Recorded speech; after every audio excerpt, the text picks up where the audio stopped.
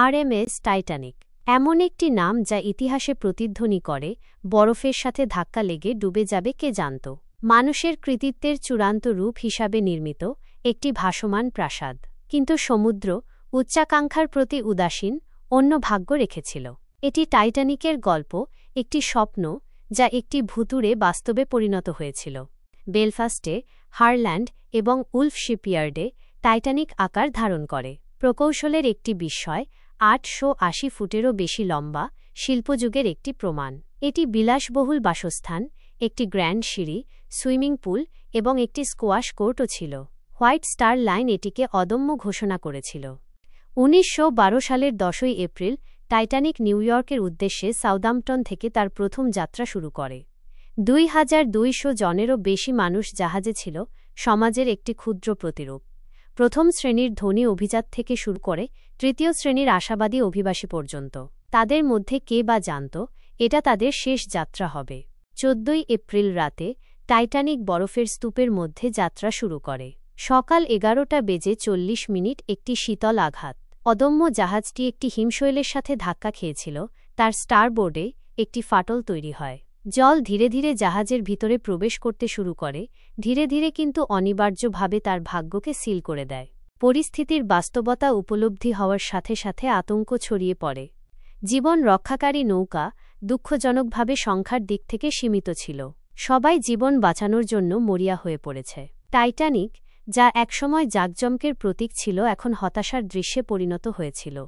জাহাজটি ব্যাপকভাবে কাত হতে শুরু করে এবং রাত ২:২০ এটি দুটি ভাগে ভেঙে গিয়ে অতল সমুদ্রে ডুবে যায়। টাইটানিকের দুর্দশার আহ্বানে সাড়া দিয়ে আরএমএস কার্পাথিয়া কয়েক ঘণ্টা পরে এসে পৌঁছায় এবং হিমশীতল জল থেকে বেঁচে যাওয়া লোকদের উদ্ধার করে। ১,৫০০ জনেরও বেশি জীবন হারিয়ে যায়, যা একটি বিরাট ক্ষতি। পুরো বিশ্ব শোক প্রকাশ করে এবং টাইটানিক মানুষের অহংকার এবং প্রকৃতির ক্ষমাহীন শক্তির প্রতীক হয়ে ওঠে। কয়েক দশক ধরে টাইটানিক সমুদ্রের তলদেশে একটি নীরব সমাধির মতো অক্ষত ছিল। ১৯৮৫ সালে রবার্ট ব্যালার্ড এবং তার দল ধ্বংসাবশেষের সন্ধান পান, যা জাহাজের ছিন্নভিন্ন অবশেষ প্রকাশ করে। জলের নিচের অনুসন্ধান জাহাজটিকে আবার জীবন্ত করে তোলে, যা আমাদেরকে, যারা মারা গিয়েছিল, তাদের জীবনের ঝলক দেখার সুযোগ করে দেয়।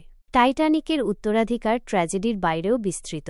এটি সামুদ্রিক নিরাপত্তায় পরিবর্তন ঘটায়, যার মধ্যে উন্নত জীবন রক্ষাকারী নৌকার রাখার নিয়ম এবং ২৪ ঘণ্টার রেডিও পর্যবেক্ষণ অন্তর্ভুক্ত। জাহাজের গল্পটি মুগ্ধ করে এবং মানব প্রচেষ্টার ভঙ্গুরতা এবং প্রকৃতির শক্তির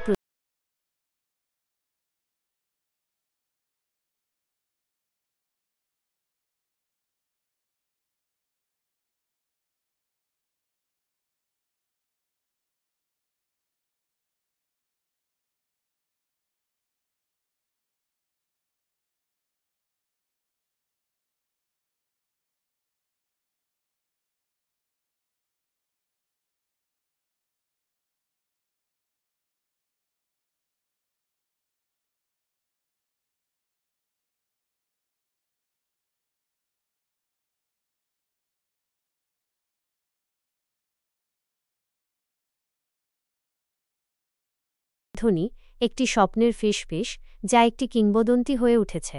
ভিডিওটা কেমন হয়েছে অবশ্যই কমেন্ট করে জানাবেন, আর আপনি যদি আমাদের চ্যানেলে নতুন হয়ে থাকেন অবশ্যই সাবস্ক্রাইব করে যাবেন।